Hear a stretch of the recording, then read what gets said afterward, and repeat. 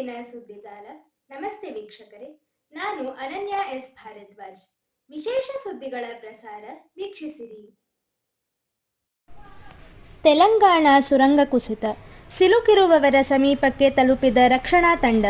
ಹೈದರಾಬಾದ್ದ ಶ್ರೀಶೈಲಂ ಎಡದಂಡೆ ಕಾಲುವೆ ಯೋಜನೆಯ ಸುರಂಗದ ಒಂದು ಭಾಗ ಕುಸಿದು 24 ಗಂಟೆಗಳು ಕಳೆದಿದ್ದು, ಸುರಂಗದೊಳಗೆ ಸಿಕ್ಕಿಬಿದ್ದ ಇಂಜಿನಿಯರ್ಗಳು ಮತ್ತು ಕಾರ್ಮಿಕರಿಗೆ ರಕ್ಷಣಾ ಕಾರ್ಯಾಚರಣಾ ತಂಡ ಹತ್ತಿರವಾಗಿದೆ ಎಂದು ಅಧಿಕಾರಿಗಳು ತಿಳಿಸಿದ್ದಾರೆ.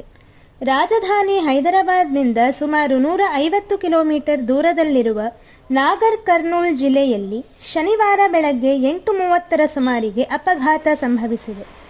ರಕ್ಷಣಾ ಕಾರ್ಯಾಚರಣೆಯ ಸಿಬ್ಬಂದಿ ದುರ್ಘಟನೆ ಸಂಭವಿಸಿದ ಸ್ಥಳದಿಂದ ಸ್ವಲ್ಪ ದೂರದಲ್ಲಿರುವ ಸುರಂಗದ ಒಳಗಿನ 13ನೇ ಕಿಲೋಮೀಟರ್ವರೆಗೆ ತಲುಪಲು ಸಾಧ್ಯವಾಗಿದೆ.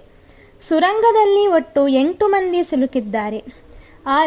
2 ಇಂಜಿನಿಯರ್ಗಳು ಮತ್ತು 4 ಕಾರ್ಮಿಕರು ಜಯಪ್ರಕಾಶ್ ಅಸೋಸಿಯೇಟ್ಸ್ಗೆ ಸೇರಿದವರು ಮತ್ತು 2 ಅಮೆರಿಕ ಕಂಪನಿಯ ಉದ್ಯೋಗಿಗಳಾಗಿದ್ದಾರೆ.